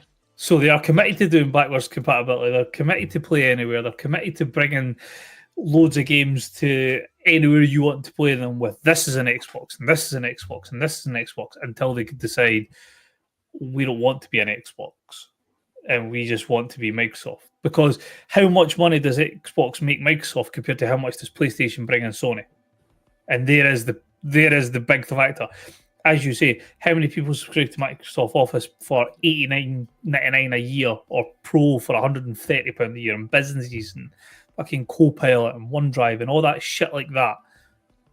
Xbox is always going to be this small wee part of Microsoft, and it seems like it's the obviously higher ups in Microsoft, not necessarily the people like your what's her face, Sarah Bond or Phil Spencer. Louis Spence is catching some strays. Yeah, Louis Spence. He's not entirely innocent. Good old Louis Spence. Whereas the Microsoft side of it are just like they look at bottom lines and they think that the easiest way to deal with bottom lines is looking at Xbox stuff and just going delete. Yeah. Ray, any And thoughts? shit. You bit sorry, we've been waffling on. We haven't really given a chance to jump. Well, there's just nothing more to add. It's just all chaos and sad, and it's all eggs into one basket for AI and just screwing over the gaming side. They think it's going to take care of itself, and just painful. There's still 9,000 people that are kind of without a job now because of this kind of that punt on AI, and no one's looking at it that favorably except for investors and Microsoft themselves. They must have something up their sleeve to do that, but if they're thinking that AI is going to replace all of their kind of jobs, it just makes it even more sadder. Yeah, and I think I've seen something from one of the GTA team, and they had basically turned around and says, "Fucking GTA 7 will be infinitely cheaper to produce because of AI," and I'm like, great, that's a good thing. There's no getting away with it if you're able to make things with AI that bring down costs and X, Y, and Z. It's not necessarily a bad thing. But at what consequence? Are you going to ditch half your workforce because AI can do stuff? Are you going to deal with just AI shittiness in regards to, like, we've seen some of the like renders, and some of the renders that AI can produce is absolutely breathtaking. And then you look at some of them and people have got 7 fingers because that's just AI. And obviously, Microsoft spending the amount of money that they're going to spend on that AI is going to improve it drastically. But are we going to get to a world where people are just typing in prompts for scene to scene in games to make video games and not have anybody actually injecting things from a creative standpoint into the games, the humor, the way games flow? And it's all going to be done. It's as simple Yeah, as that. Just have that personal touch. Personal touch, yeah. Yeah, I was listening to I think it's Sacred Symbols, another podcast. They were saying, you know, at some point, like you said, Ross, you know, AI is going to be a sort of a mass market tool, as it were, to make games or to help make games, or whatever. And you might get like a subgenre now, like you do now with films, where this game was handcrafted, you know, and it'll be made by, you know, a dozen people, and that'll be a selling point. You know, we didn't use any AI in our game; we made it by ourselves. Like you do, like little indie films where they shoot on a handheld camera in one shot or whatever, and that's sort of the selling point of it. It's not a massive CGI fest full of, you know, nonsense. And yeah, I mean, we've obviously got a lot of games to fall back on, but it's slightly concerned. Well, not slightly, it's very concerning that eventually, you know, at some point we're going to have Gears of War 8 made specifically for Ian, because he gets an AI generated version of all of the wonderful characters.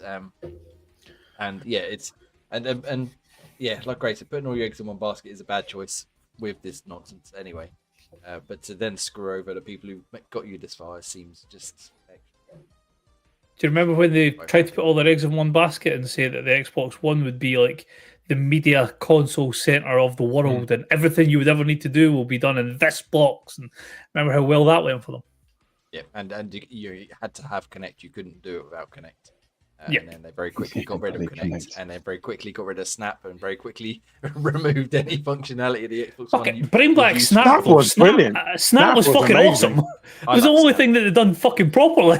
Yeah, I like Snap. It was. Oh, what's that? was I'm playing a handy. game, but I want to watch the football. Cool. But a wee bit of side there, I'm sorted. Or bring up a walkthrough or something, just to give you some hints, or Yeah. just fucking wherever. But yeah, they binned off the one good feature of the Xbox One and kept everything else. Yeah, so yeah, it sucks that we're losing the obviously the games that were in development, but the human side of it. I don't know any of these people, but I don't wish anyone to be fucking stiffed over by some mega corporation going, oh, do you know what? We've made billions of profit this month, but your several $1,000s a month salary, no, we're not having that. Sorry, we can't afford that. That's a bit too fucking much. Yeah, so I do wonder whether we might see. Obviously, there was rumours that Phil might be retiring. Sorry, Louis Spence might be retiring in a few years, which they've come out and said no, it's not happening. But he's getting old now, and Sarah Bond is there to take over, and she doesn't seem like she's as what's the right way of putting it? She's corporate. There's no two words about it. She is corporate. Yeah. Phil is obviously corporate, but it's a has game. A bit more of a personality to him, whereas Sarah Bond is very buzzwords and corporate speak and investors and the future and amazing. But well, I suppose time will tell. But yeah, I just hope, like I said, that we haven't put our eggs in one basket by sticking with Xbox all these years and then go, actually, do you know what? We don't need players. We just use AI to play our games. And then that way we can have infinite number of players. We'll be rich. So that was obviously the big story of the week. Just fucking carnage, like I said, left, right, and centre of games being cancelled and jobs being lost and stuff like that. And I mean, Sony does it as well. Nintendo does it to a far less degree, but Sony does it as well. But I feel like because, like you said, I think Ross said, like, they were behind.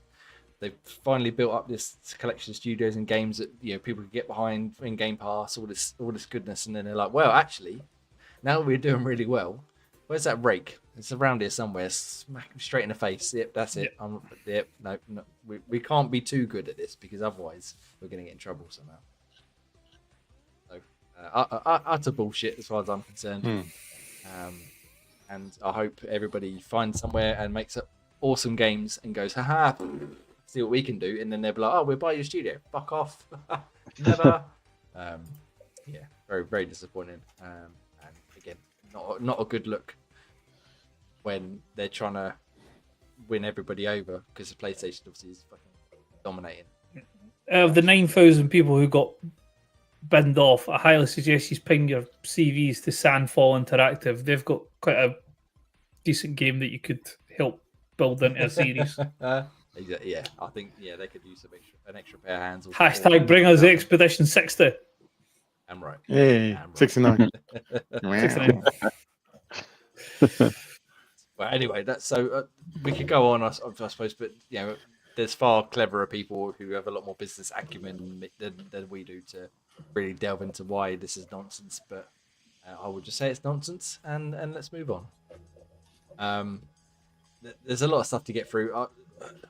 Let's talk about Peak because Ian, you suggested we play this game. 100% we should play this. Possibly might come. And it does look really good now that I've looked at it. Came out on Steam a few weeks ago, I think it was now, and it fucking absolutely dominated. Aggro Crab, the people who made another Crab's Treasure. I think they put a tweet out or something saying, why did we put all this effort into Another Crab's Treasure and this stupid game we made in like a weekend sold like a million copies? It was basically like, I read the story. Basically, I went to like an Airbnb for like a month. I basically just crammed this random game out in 1 month. And like Another Crab's was like 2-3 years in the making. And this one they brought out in a month and it's made more money than Another Crab Treasure. So it's a co-op climbing game where you're basically trying to climb up a mountain, but it's not as in-depth as something like Jusant or I was waiting to see how Yeah. long it was going to take for him to sneak Yeah. just on in it. I love a bit of just One tail, Swear just word. one tip, just but yeah, it looks like fun. I'll try and find the trailer quickly. Ian, what have you seen about Peak, and why do you think it would be good fun with the four of us? I think it'd just be, again, we all love little shenanigans. I think us working together and mainly Ross getting angry at one of us fucking up would I always don't be. get angry. One of us. Mainly you probably mess up. Yeah, I was going to say you could just say it, Ian. This one, I'm used to it. I am the most tranquil person on this podcast. Well, I've But yeah. okay. Yeah, okay. We'll say. But I just think it'd be more. It's like it's a good old co-op. Like say, you climbing a mountain, four of you, having to work together. It just seems like a right laugh. And I just think, I think the banter and just the way of trying to actually work together will be. It just seems like a lot of fun. And like I say, it's very light-hearted as well. It's not very much difficult. And I think as well, if they do, I'm not sure, but I think they do proximity chat as well. So if we do the proximity chat as well, it'll be quite a good laugh as well. So obviously you have to get close to each other to talk and stuff. You So can't just... someone's Ian, where are you? Hear me screaming, ah! As I fall. Just to purposely prove that I won't be the most animated on the show, I'm going to make sure my outfit's the same as Ian's. Oh, but that made me angry. Then definitely you play then. So I've not looked into it beyond watching this trailer the other day. The mountain itself that you're climbing, is it like a set path, or is it randomly generated, or is it just one big mountain that you've got to find your way up, basically? I think it's randomly generated, but again, I wouldn't know. I think there's multiple mountains, not just the one. I think there's quite a few different ones. Okay. Well, I mean, that volcano looks fucking awesome. No, that's not quite funky. I mean, yeah, we're obviously multi-platform now. A bit of Steam gameplay action. It's not very expensive either, is it? No, it's like $7.99, $4.99.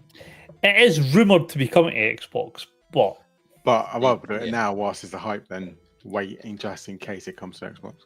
yeah. Well, I mean, We've all got I'm up for computers. playing it. We've all got decent gaming laptops / computers that should hopefully be able to run it quite easily. Yeah, it doesn't look like it's that taxing. Yeah, No. that is true. Yeah, I mean, £6.39. I just looked at it now. What a deal! So I've got plenty of credit left over from recent playtest, so I can pick that up, no problem. Yeah, maybe at some point in the next week or so we can give it a go if everybody's up for it. I'm definitely keen. Yeah, we'll Oh figure yeah, out a day all or our two. computers can run it. I'm just looking at the actual graphics requirements. Yeah, it's fine. Pretty sure I could plug a screen in a potato and it'll still work. Oh, that's what we like. Nice, simple visuals, but compelling gameplay. No, sorry, yeah. So Peak, go play it on Steam now if you have, and if not, it might be coming to consoles for some near you in the near future. I think it will come to console, but again, I don't really want to wait for it to come to console. That's fair enough. That's fair. One for Ian, I suppose, because I'm pretty sure we fucking love Dead Cells. Their Prince of Persia roguelike been rated for Switch. So it's the Rogue Prince of Persia. Okay. Coming on the. Oh, it was rated on the 27th of June. In August, it says here on this article. So you up for a bit of Dead Cells / Prince of Persia, Ian? Yeah, I think I will give it a go. I don't really love the Dead Cells franchise, and it looks quite similar, kind of, side-scrolling gameplay-wise, and yeah, so I did like the old school Prince of Persia, so why not? Let's give it a go. Great. I don't know. I don't really know actually. With you, if you're into the sort of Dead Cells, Metroidvania I did style play things. Dead Cells. It was quite funky for a bit. I couldn't get deep into it, but yeah, I can understand the fun of it. You like a bit of Prince of Persia as well? I never really played Prince of Persia. The old school Prince of Persia, but then it got a bit weird when it went kind of 3D and story based. Yeah, when it got weird. Yeah, same as me I think when it was all side-scrolling and stuff, it was good fun. But when it went, it was Sands of Time. Yeah, where I you had could rewind it, and you kept Xbox, rewinding it to die, and then die, and it's like, this is just painful. Keep rewinding it to just die. So why would you put this in there? Don't put this in there. I think my parents bought me Warrior Within for my birthday one year. I have no idea why they picked that game because I had no interest in Prince of Persia at all before that, and I didn't like it at all, so I barely played it. But Sands of Time wasn't too bad. I never finished it, but yeah, nice. Yeah. It's got a bit And- mixed after a while. A bit of Dead Cells. Good. Frost, you played Dead Cells? I forget. No, not a big fan of roguelike type games. One of them ones I've sort of installed and reinstalled multiple times over the years, but just never bother playing with it. But yeah, you never know. Bit of Dead Cells / Prince of Persia might finally win us over in it. We shall see. Not that we've got time to play any. Stop releasing fucking games. Fucking hell. Jesus Christ. There's not enough time. Let's catch up. Not enough time. And there's some other bits and pieces on here. Ross, I want you to tell me about Ghost of Yotei's pricey collector's edition. Because I'm imagining the Ghost of Yotei or Ghost of Tsushima is something you enjoyed quite a lot last year. Yes. Before, maybe. I mean, don't get me wrong, it looks cool as fuck, but it's so in the actual package, which we won't talk about Borderlands 4's collector's edition because that's rather pissed me off as well. You actually do get the game, which is a benefit, unlike Wait, you get Borderlands. the game in the collector's edition. That's Yeah, you don't in Borderlands. So it's a digital version. Oh, how do we cope with only digital? But you do get a ghost mask, like a physical ghost mask as well. You've, as Jay's putting up, you've got the sash, the suba, the ginkgo tree, the art cards, and the in-game pouch and coin thing. So you get all that as actual physical items. And then in-game, you get a snake armor, a digital deluxe armor die, a horse and saddle, a sword kit, which I'll probably buy it for the sword kit because I do like a wee bit of katana goodness. Traveler's map, so basically just a wee helping hand to start off the game, and a charm, which again gives you a wee bit of stuff for it as well. And just looking at the price here, is that something acceptable to your bank balance? Oh my god. $219.99 in English pounds or $249.99 in American Wow. dollars. I'm in the process of trying to convince my missus to spend £600 on a camera for me, and I've just about got to say yes on that, so that ain't happening. I used to love collecting these collected editions. Ah, in the so did I. 360 era, especially like I've got the Bioshock one, the Assassin's Creed, Call of what was it, Modern Warfare 2, I think the one I got with the night vision goggles, Assassin's Creed, all these ones. These days, I can't like they. I mean, they were at a push at maybe 80, 90 quid. Spending 200 odd quid on a collected edition is just it's like, mental. I could possibly justify it for maybe the next Zelda or Resident Evil if they're at a push, but even then we'd be like, no, I don't think so. Thank you. That's such a crazy amount. It would have to be something incredible to spend that sort of money on it. Even the Expedition 33 collector's edition, they did just the stuff without the game. That was what 100 quid, I think it was. 100 Even quid. that, I was like, Yeah. I can't. I didn't end up ordering it in the end, which I kind of regret. But at the same time, it was the right choice because it's way too much. Yeah, no, that's same. I was thinking about it. I was like, no, I did the right thing. I'm not buying it. Yeah, I understand that some people buy it, and that's for you. Well done. I can't. Still crazy talk. Spend it. 200. It's nuts. Yeah. Single game with just some extra drink. Collect a lot of dust. Although I mean the Master Chief helmet from Halo 3, that was worth that was worth the purchase. I fucking love that. I mean, I had the Gold Lancer for I really wish I bought the Gold Lancer. I got the Gold Lancer, and I was like, this is fucking incredible. And obviously did have a working chainsaw, but obviously when you pulled the trigger, it like fucking vibrated like it was going on. I was like, this is amazing. My favourite one, which my wife got me, was the Resident Evil 4 chainsaw controller for the GameCube. Saw it in Game Station one day, and I was like, I remember that. It was like, I think it's like 50 quid at the time. And I was like, I like that, but it's a bit steep. Fucking little did I know. And then she snuck back later on and bought it for me as a present. I was like, and now it's sitting upstairs in its box. I've used it twice, I think. But I just wanted to preserve it and make sure it remains in good. Pretty sure it goes for a lot more than that. Yes. So if you want to do the collector's edition, enjoy yourself. If you don't want to spend that ridiculous amount of money, just buy the game and probably have Money to exactly burn. Exactly. The Yeah, same exactly. Yeah, got money to Yeah. burn. Go for it. All right, that'll do for the news, I think. Unless anyone else got anything on that list that they desperately want to talk about. Just because I know it'll irritate a couple of people on the show, Assassin's Creed 4 Black Flag remake rumours. Hey, wait, boats and water. Wait, I'm brave now. It's fine. I'm brave now. It's fine. Oh, did you know I got dunked in a load? Right, carry on.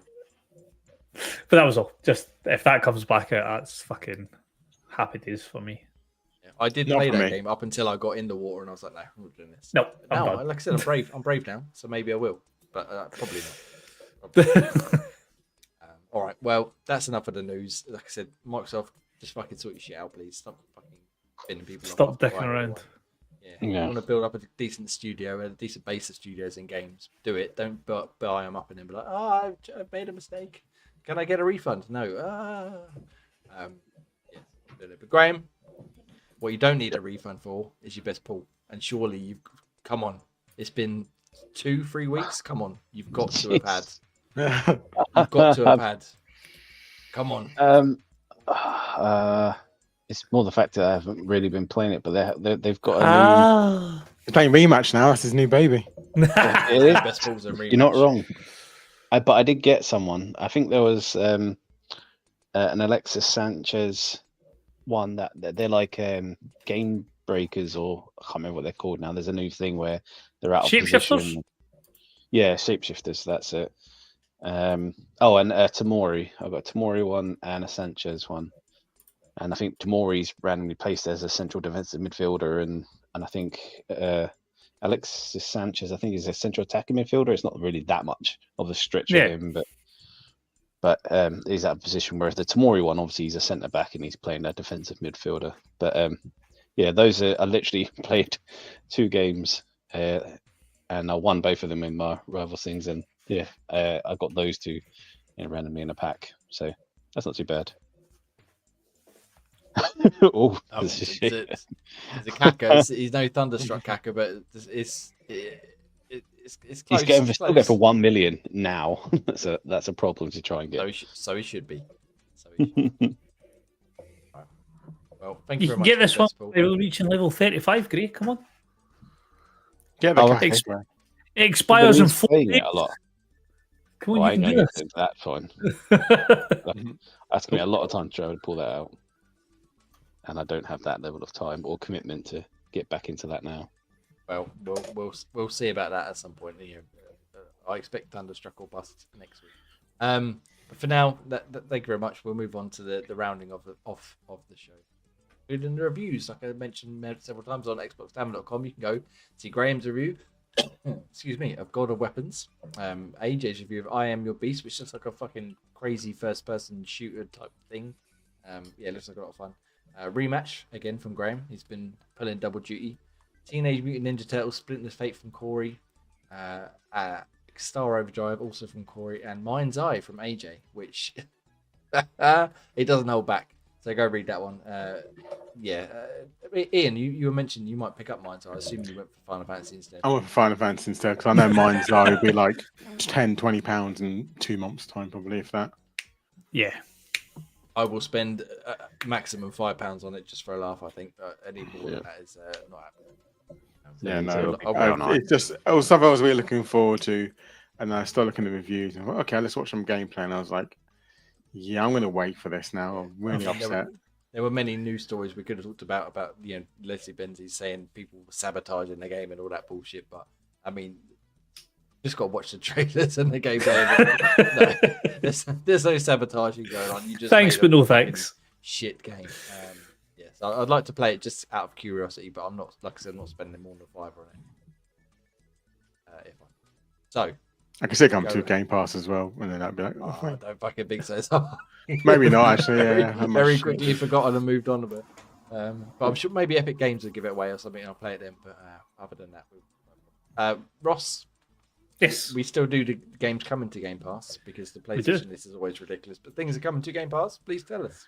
And before I run through the games that are coming to Game Pass, we did have a community question that Jay has glazed over. So you can think of this because I've already got my answer. But what recent game release would you like to see turned into a movie or a series, excluding the French game? But that's the only one. Nope. That's part of it, excluding the French game. So while you are thinking of that, games coming to Game Pass. So July 1st, we had Little Nightmares 2, Rise of the Tomb Raider, and Tony Hawk's Pro Skater 3 and 4. July 3rd was Ultimate Chicken Horse, obviously our Project Game Pass game for the month. Coming up for the rest of the month on the 22nd, we have Abiotic Factor. 23rd, we have Wheel World. 24th, we have Wu Chang Fallen Feathers. And rounding out the month on July 29th, we have Grounded 2's Early Access. Decent looking games coming up. Again, obviously, Ultimate Chicken Horse will be our Project Game Pass, which we'll play very soon. Wu Chang I'll probably play. Not good news. In things are leaving Game Pass on the 15th of July, I believe. That's in the 15th of July, we've got games leaving. That is Flock, Mafia Definitive Edition, Magical Delicacy, Titia, The Callisto Protocol, and The Case of the Golden Idol. Can't wait. It just made us gone really quiet. Yeah, he's what? Me? Yeah. Yes, there you go. I like to be quiet while I'm thinking. Okay, so Ross, read the question out again and then give us your answer. Give us a few extra seconds. So, what recent game release would you like to see turned into a movie or series, excluding the French game? So, I didn't know what they meant by recent. So, are they talking like last 6 months, last year, whatever? What do they mean by French game as well? Yeah, that's already got one coming, so it's fine. Mine's is probably a easy answer, and I haven't put much thought into it. I just think of the scale and size and how awesome it would be to see. But Elden Ring would probably be the one that I would go for. It's a very cinematic game at the best of times, but seeing sort of the story, not so much from your character, but the previous story as to how they got to the place where it is, whether it be going back to when the dragons were the Elden Lords and how you had to follow the dragons, or back to when you had the start off of the game with sort of the part where Godric gets killed by the Black Knife Assassins and how that all came to be and the backstory of that. If you've not played it by now, tough shit. But yeah, there's so much lore previous to the game that you could delve into without having to worry about the actual game side of it. Whether that be about the Three Fingers, the Lord of Frenzy, there's so much to it that you can make into a film or a fucking multi-part series. But there was always talk that there was going to be an Elden Ring film, but I can't see it ever happening. Elden Ring. About Elden Ring other than what you just said, so maybe a full film, like a three-parter, or it'd probably be better as a TV series because you could dedicate like more time to it. Oh, you never know. I mean, everything's getting a fucking TV series at the minute. Edge Runners 2 was just announced. I can't wait for that. In fairness, that was fucking awesome. Yeah. So yeah, Castlevania and Netflix and loads. I can't even think of. I mean, Series 2 of Dante's Inferno, if they want to have Dante's Inferno, that's because I was fucking playing that on my handheld earlier. Great game. If they want to bring out a Series 2 of Devil May Cry anytime soon, like, by tomorrow night, that would be, but because that was awesome. Well, Graham, any thoughts on your recent games that you'd like to see as a film / TV series? Yeah, recent was it? Claire Obscure. Well, a better version of Yakuza would have done, but that one is what it is. Completely changed the story, and I'm already out. So no, changed too much. So I forgot they even come out. To be honest, I have to give it. Same. What TV series? I think Jay was the one that told me that. Was that, are you going to watch it?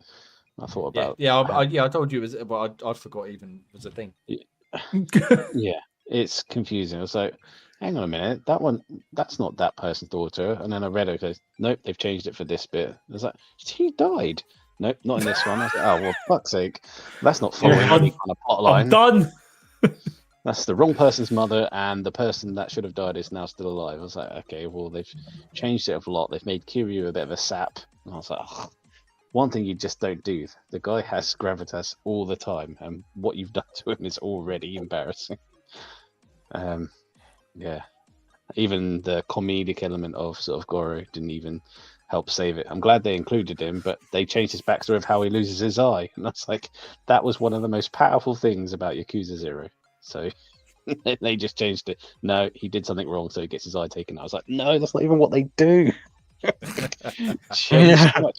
When they do something wrong, they usually cut off their little finger. I was like, he even chose that bit in there where he says, I'll give him my finger because I've done something wrong. But no, he loses his eye. It's like, yeah, such a stupid way of doing it. But so no, I would say a better version of that. But failing that, I reckon sort of Baldur's Gate would make a good sort of long TV series if they can do a sort of a Game of Thrones style job for it, but make a better ending. Yeah, I would. That was also another one that was on my list, like a Baldur's Gate type idea, because again, there's like infinite amount of stuff they could do with that. So yeah, it'd be a massive package, and it could stretch for a while. Yeah. Ian? For me, I think about anything more recent. I mean, for me, even though I'm a sucker for anything scary, I will never do it. I would love to see maybe an Alan Wake TV series. Because obviously the gameplay is brilliant, and obviously they've got so many good cutscenes in there. I imagine they can make a great series out of it. Even though, like I say, I think they can make a really good, solid one out of that if they get the right casting. They put even the same cast that's in the game, just make them do the actual series or movie. And the other one, which is probably quite controversial, but I think they could probably pull it off quite well. It's actually I can see it happening in the future. It's probably Call of Duty. I think surprisingly, if they get something going really well with that, like they could actually do quite a solid, good TV series, or I wouldn't say movie, it has to be like a TV series, maybe a campaign, and have because we've got so many different characters. Obviously, get more insight on the bad guys as well that way, because usually you only see what's happening with the good guys, and maybe the bad guys every now and again may appear because they did something wrong. But then maybe with a TV series, you can actually see why the bad guys are trying to blow up the world. To be honest, you saying I'm surprised there hasn't been Yeah. a attempt at a Call of Duty series or film or something by now. Because I'd be careful what you wish for. If you see what the State have done to the Halo and go, that shows face straight away. Don't get me wrong. Yeah, Halo would be great. For it, but I think it's still they could if they do it well, they could put off quite well with a good storyline. But yeah, my number one would be Alan Wake. Well, I was just looking back through all the things I played over the last year or so, and no, the anime was good, but that basically retold this story of the first game. Cooking Companions. I'd love a fucking creepy anime horror film based on that, because that was weird as shit, and I think having it proper animated would be tremendous. You'll look at me like, what the fuck is Cooking Companions? And that's exactly why I picked it, because you should be playing that game. It's like Doki Doki Literature Club. I was about to say it's like that, yeah. But with sort of talking vegetables, and it all gets very, very weird and very, very messed up. But that is an awesome film. Sausage pie, Sausage pie. No. I genuinely thought that was a kid's film. Before, obviously, I never showed anybody. I never showed the wee ones it, but I genuinely thought it was a kid's film until like the first 20 minutes, and I was like fuck, I didn't make that mistake. Definitely not. That's what Jay wants. He wants. I think that'd be hilarious. Anime sort of horror film, or the other option, of course, TV series. TV series based around Lake. Yes, please. I'll take that. No, thank you. Postman Pat. Lovely. Postman Pat. Nice little. Yeah, they already have. Yeah, they've got Postman Pat, man. What the fuck is on? Yeah. So yeah. Other than that, other than what we already have. Entering quiet again. Yeah. All right. Well, carry on. Ian, what's leaving Game Pass? I've done that, haven't I? Yeah. Bring me off. Old people memory. Yeah. Just need to wrap us up, Jay. You got this. Do it again. All right, fine. Well, that's enough for us shenanigans here. Thank you very much. You've made this far. You're a fucking hero. You can find us at xboxtavern.com, Gaming Tavern UK on YouTube, and various other places. There's links down below in the YouTube description. Join us on Discord for Guesses.game. And you can find Ross at Scottish Gruff. Ian. At Nutty Ray. Graham. At Green Reaper. And myself at ENXan. Until next Sunday, which we will either be a podcast or Project Game Pod stream. Who knows? We'll let you know. You can find us on youtube.com/GamingTavernUK 8 p.m. Ish. One way or the other. Thank you very much. And yeah, bye. Ciao, ciao.